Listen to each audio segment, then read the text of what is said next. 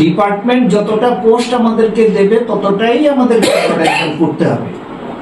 এখন পোস্ট ছিল কিনা ধরে ধরে আমরা করছি, কিন্তু যেটা আমাদের হাতে নেই সেটা নিয়ে তো আমরা কিছু বলতে পারি। পোস্টের ব্যাপারটা আমাদের হাতে নেই, এটা আপনার। এখানে 2024-25 ট্যাট টু কোয়ালিফাইড ক্যান্ডিডেটরা সবাই একত্রিত হয়েছি, কারণ গত 21শে ফেব্রুয়ারি টিআরবিটি থেকে ট্যাট টুতে 1020টি ভ্যাকেন্ট পোস্টে শিক্ষক নিয়োগের একটি বিজ্ঞপ্তি জারি করে। যেখানে দেখা গেছে আমরা ট্যাট টু কোয়ালিফাইড 1488 জনের মধ্যে রিজার্ভেশন ক্রাইটেরিয়া মেনে ওই 1020টি ভ্যাকেন্ট পোস্টের মধ্যে মাত্র প্রায় 750 জনের মতো ক্যান্ডিডেট চাকরি পাবে। বাকি প্রায় 738 জনের মতো ট্যাট টু যোগ্য ক্যান্ডিডেট এই নোটিফিকেশন অনুযায়ী চাকরি পাওয়া থেকে বঞ্চিত থাকবে।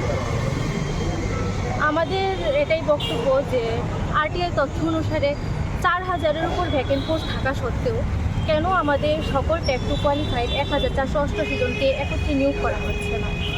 আমরা আমাদের শিক্ষামন্ত্রী তথা মুখ্যমন্ত্রী ডক্টর মানিক স্যারের কাছে এটাই আবেদন রাখছি যে ট্যাট টুতে শূন্যপদের সংখ্যা বৃদ্ধি করে পুনরায় শিক্ষক নিয়োগের বিজ্ঞপ্তি জারি করে আমাদের সকল ট্যাট টু কোয়ালিফাইড ক্যান্ডিডেটদের যেন অতি শীঘ্রই একত্রে নিয়োগের একটা সুযোগ করে দেওয়া হয়। আজকে আমরা টিআরবিটিতে আসার কারণ হচ্ছে আমরা 2024 ট্যাট উত্তীর্ণ ক্যান্ডিডেট যারা আছে, আপনারা সাক্ষী আছেন বা এই রাজ্যের জনগণ সাক্ষী আছে যে আমরা বারংবার এখানে আসছি।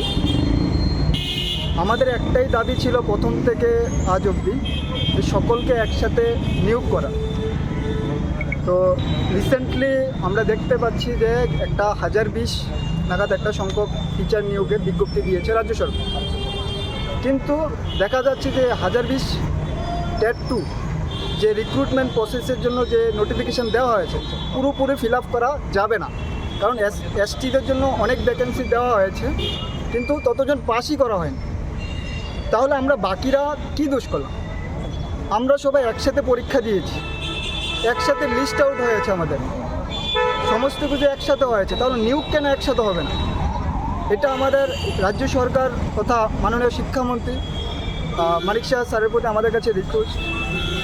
তাছাড়া আমরা এতটুকু স্যারকে বলতে চাই বা আজকের এই ডেপুটেশন থেকে স্যারের কাছে করজোড় নিবেদন যে আগামী যে 1020 নোটিফিকেশনের যে কোনো আপডেট দেওয়ার আগে যাতে অতি সত্বর বাকি আমরা যারা রয়েছি তাদের পক্ষে যাতে নোটিফিকেশন দেওয়া হয়, যাতে স্ক্রুটিনি ডেটের আগে আমাদেরকেও নোটিফিকেশন দেওয়া হয় যে বাকি পোস্টগুলিও ফিল আপ করা হবে, বাকি যারাই আমরা এখানে আছি বাকি রয়ে গেছি যে 700 মতন থাকবো, সেই পোস্টগুলিও যাতে নিয়োগ করে একসাথে স্ক্রুটিনির ডেট দেওয়া হয়।